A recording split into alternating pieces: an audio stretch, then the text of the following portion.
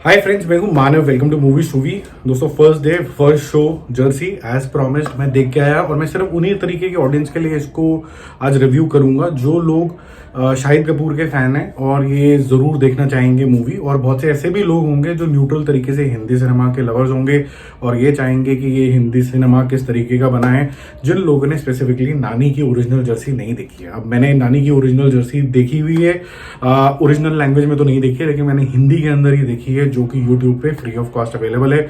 नानी ने बहुत बेहतरीन एक्टिंग करी थी और यहाँ पर जो मुद्दा भी सामने आता है वो बड़ा क्लियर तरीके का मुद्दा सामने आता है कि एक ऐसा इंसान है जिसकी जर्नी को दिखाया गया है और वो जर्नी इस तरीके की है कि वो बहुत एड में है, क्योंकि ही इज अ सुपर कॉन्फिडेंट। एक किस्म का आप समझ लीजिए कि विराट कोहली है। He knows his art, he knows that he is a great player, but at the same time जरूरी नहीं कि ग्रेट प्लेयर को ग्रेट अपॉर्चुनिटीज भी मिल जाएं और किस वजहों से उसको जब अपॉर्चुनिटी नहीं मिलती और उसकी उम्र बीतती चली जाती है और वो घर में एक नकारा हो जाता है और उसका जो सुपर कॉन्फिडेंस है ऐसे कॉलर खड़े करने का, अल्टीमेटली नीचे हो जाता है और शक्ल भी नीचे उतर जाती है। अब इस केस के अंदर जब उसका बच्चा होता है उसके सामने वो कैसे उठे और वो डिटर्मिन हो जाता है कि चाहे वो 36 साल का भी हो गया है, उसको आगे जाना है और दोबारा से टीम में जगह बनानी है, इररिस्पेक्टिव कम व्हाट मे। अब आगे क्या होता है, उसको क्या मेहनत करता है, क्या इस बारी पॉलिटिक्स उसका रास्ता काटेगी कि नहीं काटेगी, यही सब आपको देखना होता है। मैं पहले बात कर लेता हूँ कि नानी ने इसको किस तरीके से किया था, क्योंकि कंपैरिजन तो होगा, उसको वी कैन नॉट अवॉइड। नानी ने बहुत बेहतरीन तरीके के यहाँ पर इमोशंस डिपिक्ट करे थे, जिसकी वजह से मूवी सुपर डुपर हिट हो गई थी। और वो जो डिपिक्शन है, जैसे मैंने बताया, एक विराट कोहली से आप समझ लीजिए कि एक लूंडर सा आदमी जो कि he is not good for anything, जिसके पास 100 रुपए भी नहीं है, वैसा इंसान बन जाना जिसके पास कोई कॉन्फिडेंस भी नहीं है, ऐसा डिपिक्ट कर पाना नानी के बस में था। और ऐसा ही एक्टिंग मैं आपको ये बता सकता हूँ कि शाहिद कपूर ने भी कर दिया है। शाहिद कपूर जनरली जब आप ये मूवी देखेंगे, बहुत से सारे सीन्स के अंदर उसकी लाचारी से आपकी आंखों में आंसू आ जाएंगे। आपकी आंखों में तब भी आंसू आ जाएंगे जिस तरीके से वो अपनी स्पिरिट को स्टैंड अलोन तरीके से अपलिफ्ट करेगा और उसके आगे पीछे कोई भी नहीं होगा और फिर भी वो फाइट करने के लिए मैदान में उतर जाएगा। At the end of it you will start feeling for this character. This is a complete Shahid Kapoor show.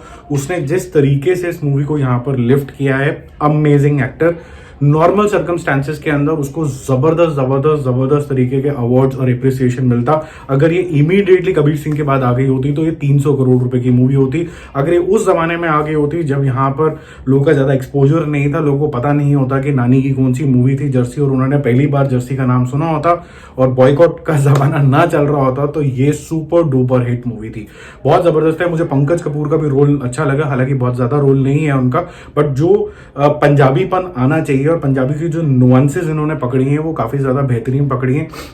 और मिट्टी पा, आगे बढ़, हौसला रख, और फैमिली और खुद की नजर में उठने के जो एक पंजाबी कल्चर में ये सारी नुआंसेस होती हैं। और ये ऐसा नहीं है कि कभी कभी बोला जाता है, ये रोज के हिसाब से रिमाइंडर होता है। मैं भी एक पंजाबी हूं तो मुझे पता है कि सबसे पहले अगर आईना देखते हैं तो हम यही बोलते हैं कि हमसे बेहतरीन कोई नहीं है और उसी के हिसाब से हम आगे बढ़ते हैं। तो ये जो चीज है, किस तरीके से वो ये चीज को लूज आउट कर लेता है, भूल जाता है और फिर से याद करता है कि नहीं, मेरा फोकस कुछ और है, मुझे कुछ और बनना है और किसके लिए बनना है। एक हल्का सा चेंज किया गया मूवी के अंदर जो मैं नहीं बताऊंगा। जिन लोगों ने जर्सी ओरिजिनल देखी और ये वाली जब देखेंगे तो बहुत हद तक तो 90% तो सेम ही मूवी है, 95% सेम मूवी है। कुछ 5% इन्होंने कुछ चेंज किया है जो वैल्यूएबल है, काफी वैल्यूएबल है। वो बता के मैं कुछ स्पॉइल नहीं करना चाहता हूँ, बट जिन लोगों ने जर्सी नहीं देखी है और वो पहली बार इसको देखेंगे, इस कंटेंट को देखेंगे, तो वो ओवरवेल्म हो जाएंगे। जैसे मैंने अर्जुन रेड्डी नहीं देखी थी और उसके बाद मैंने जब कबीर सिंह देखी तो आई वाज ओवरवेल्म्ड। और अगर आप कोई रीमेक बना रहे हैं, अगर उसको ऑनेस्टी से बना रहे हैं, बिना कुछ छेड़छाड़ कर रहे हैं, तो ये एक ट्रू रीमेक है।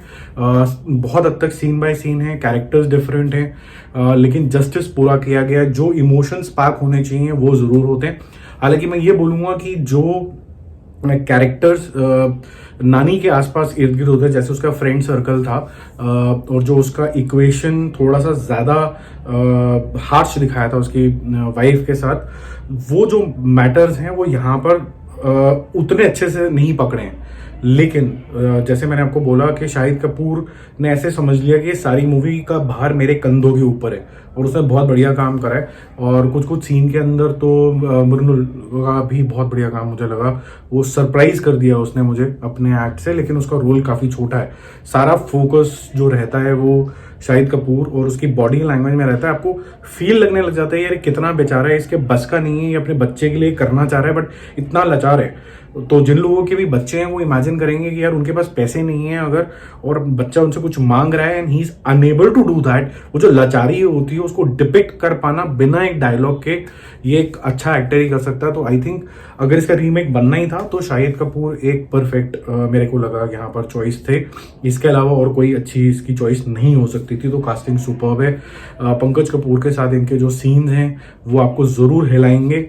जो सच्चाई दिखाई गई है क्रिकेट बोर्ड की वो आपको हिलाएगी, और बहुत कुछ आपको ऐसा लगेगा कि अगर आपने नहीं देखी नानी की मूवी तो आपको लगेगा कि यार ये नेगेटिविटी इस मूवी के अराउंड क्यों है। ये मतलब आप अच्छी तो मूवी है, मुझे तो पूरा एंटरटेन किया है इसने, मुझे पूरा इनग्रोस कर दिया, मुझे एक मैसेज भी दिया नेवर टू गिव अप। तो मेरे को तो उस सेंस में काफ़ी अच्छी लगी, तो इसी वजह से मैं इसको दूंगा ए स्कोर। हाँ, बट हालांकि मैं ये भी जाते जाते ज़रूर मैसेज देता हूँ कि मैं रीमेक्स के सख्त खिलाफ हूँ और मुझे बिल्कुल पसंद नहीं है रीमेक्स। सबकी जो लेवल ऑफ मेच्योरिटी होती है चेंज होती रहती है। अब हमारा एक्सपोजर इतना ज़्यादा हो गया और अवेलेबिलिटी भी इतनी ज़्यादा है। हर OTT प्लेटफॉर्म पे, यूट्यूब पे सारी मूवीज़ हिंदी डब में अवेलेबल है। और ये भी नहीं अवेलेबल तो टेलीग्राम में भरा पड़ा है, लीगल इलीगल तरीके से बहुत कुछ पड़ा हुआ है। तो you don't need these stories with different phases, you need fresh stories actually. तो ये मैं जाते जाते जरूर मैसेज दूंगा। मेरे वीडियोस पता नहीं पहुंचेंगे कि नहीं पहुंचेंगे किसी से, और मेरा बात करने का कोई महत्व है कि भी नहीं है, क्योंकि सारी दुनिया ही बोल रही है कि रीमेक मत बनाओ। You are very talented people. और एट द सेम टाइम मैं आपको ये भी जरूर बोल देता हूँ कि जिस भी लोगों को ये गलतफहमी है कि साउथ के एक्टर ही सिर्फ अच्छे होते हैं और साउथ के डायरेक्टर ही सिर्फ अच्छे होते हैं, तो मैं अपने कॉन्फिडेंस से आपको ये बोल रहा हूँ, और जितनी डिबेट करनी है मेरे से करा लो, ऐसा बिल्कुल नहीं है। हिंदुस्तानी है यार लोग, हम लोगों के पास सेम तरीके का टैलेंट है।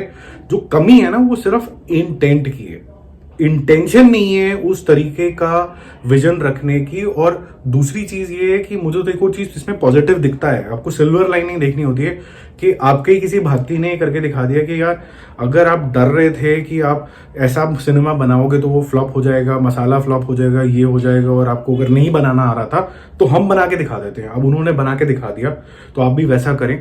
और बट मुझे ये भी पता है कि ये सिर्फ एक गो टू मार्केट रूट नहीं हो सकता है, क्योंकि अगर आप सिर्फ ओवर द टॉप सिनेमा बनाते रहेंगे, एक बंदा 1 लाख को मार रहा है, वो हर रोज नहीं अच्छा लग सकता आपको। एक टाइम बाद आपको बोरियत हो जाएगी। इस तरीके का सिनेमा काफी टाइम बाद वापस आया। 70s में ऐसा होता था, one man hitting so many people, Amitabh Bachchan के जमाने में कभी होता था। तो उसको भी जमाने को बीते हुए आज मिड 70s से लेके अब मतलब जनरेशन हो गए, 40 साल बीत चुके हैं, तब आप दोबारा से उसको रिवाइंड प्ले कर रहे हैं तो आपको फ्रेश लग रहा है वो। और इसके बाद भी 2-4 साल ये चलेगा और उसके बाद फिर आपको बोरियत हो जाएगी। तो आपको ये सोचना होगा कि नई कहानी, नई तरीके की प्रेजेंटेशन आपको किस तरीके से करनी होगी, नयापन कैसे लाना होगा, चाहे वो मल्टीवर्स के तरीके से लाना होगा, चाहे नए एक्टर्स के थ्रू लाना होगा, नए नरेटिव स्टाइल के थ्रू लाना होगा। Creativity is the key. तो आपके जो क्रिएटिव डायरेक्टर को आपको अलग से हायर करना होगा कि इसका प्रेजेंटेशन स्टाइल क्या होना चाहिए, what is the difference in the story telling. क्योंकि हर लव स्टोरी अल्टीमेटली तो एक बॉय और गर्ल के बारे में, हर बदले वाली चीजें या तो अग्निपथ है या KGF है, तो मतलब है तो सब कुछ सेम ही, लेकिन डिपेंड करता है कि आपने उसके अंदर वो ट्विस्ट क्या डाला है कि आपको एक अलग सा मसाला देखने को मिल जाता है जो लोगों को भी भाता है। तो जाते जाते मैं बोल दूंगा कि अगर आपने ये जर्सी मूवी देख ली है पहले से, अगर आप ये भी देख लोगे तो आपका कोई नुकसान नहीं होगा, आपको मजा ही आएगा और लगेगा कि एटलीस्ट जो ओरिजिनल ने किया उसको जस्टिस किया गया। चलो फिर मिलते हैं एक और रिव्यू और अपडेट के साथ। Don't forget to subscribe the channel.